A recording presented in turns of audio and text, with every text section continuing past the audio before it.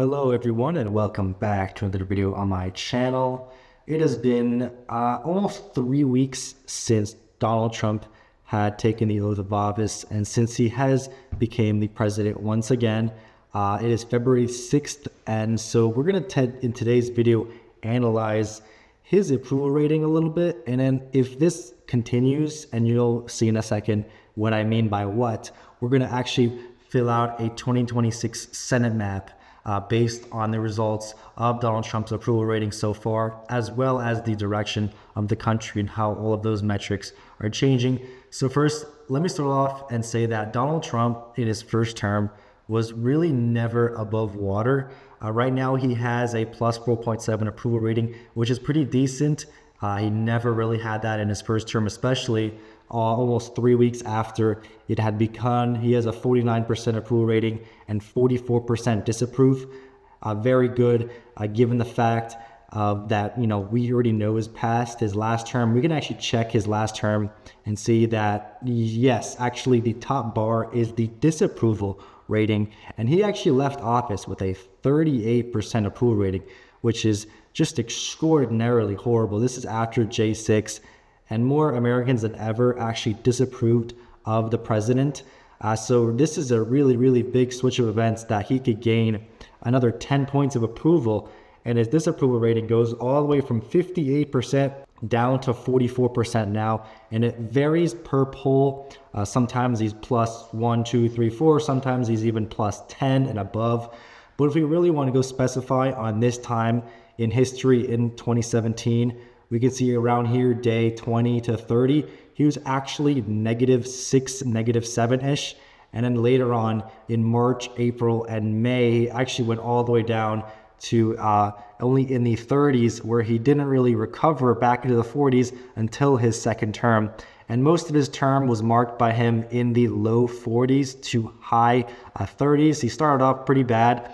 He did recover, but he has never really passed that 45% mark, except this one time in April 8th of 2020, which was before COVID really hit America. So now it's completely different. We see here that his approval rating right now is a +5, and this is already beating the expectations of the first term, because in the first term he was already down at -6, -7.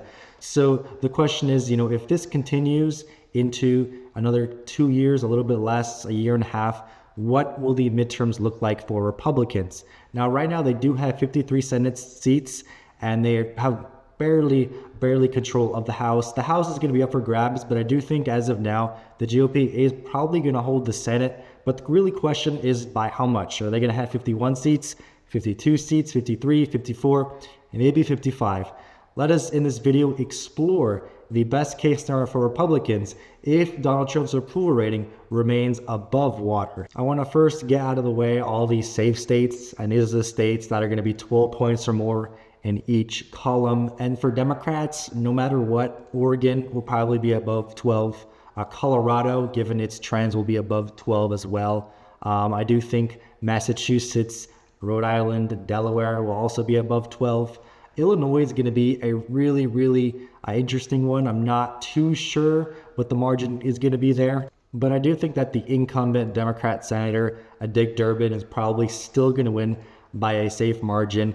And, going back to Colorado, if we want to actually go in the 2020 elections in Colorado, Hickenlooper was actually able to win by 9 points during a presidential year. He is fairly popular, and I do not even think he's going to win. And once again, Cory Gardner was actually the incumbent, I believe, this time around. If you go back, Cory Gardner was the incumbent. He did lose by 9 points as the incumbent senator. This is a big reason why I think this will end up being safe no matter what. And Democrats will be at 40 seats with all those safe states. Republicans will get a lot of safe states down here, including Texas in that best case scenario. They will be getting that by around 12-ish points.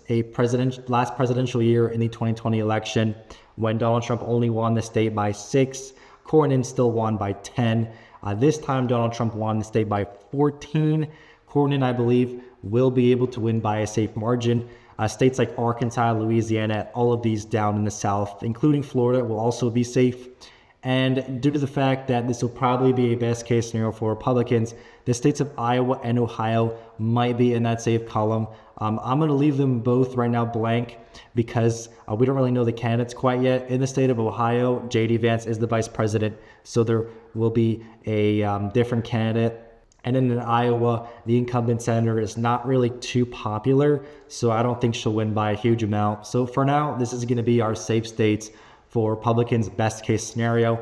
And in the likely states, states between 6 and 12 points, Democrats still, New Mexico will be probably in that likely margin. And I do think that New Jersey will be in that likely margin. I do not think it'll be under 6. However, if it does become under 6, then that would spell a lot of trouble for Democrats due to the fact that Republicans are able to get their base out in the state of New Jersey in an off-year election, which would mean that this state could probably even be even closer than it was in this election, in the 2028 election. But that's all I think Democrats would have in that likely column, and Republicans will be weighing the states of Iowa and Ohio in that likely margin, as well as the state of Maine.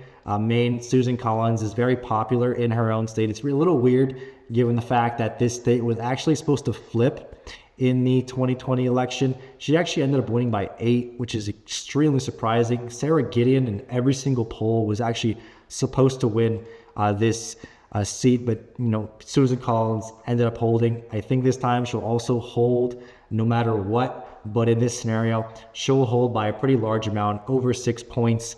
And now that we got those out of the way, the remaining 5 seats are going to be the closest. And I'm going to get the state of Virginia out of the way first. This one in a really tight scenario where Glenn Youngkin maybe runs for that seat. It will be close. I don't know if Glenn Youngkin is going to run because it doesn't really say that he's going to run.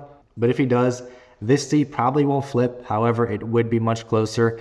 On the Republican side in the state of Georgia, Brian Kemp is probably going to be running. And no matter what, I think he's going to win. He's a very, very popular governor in his own state.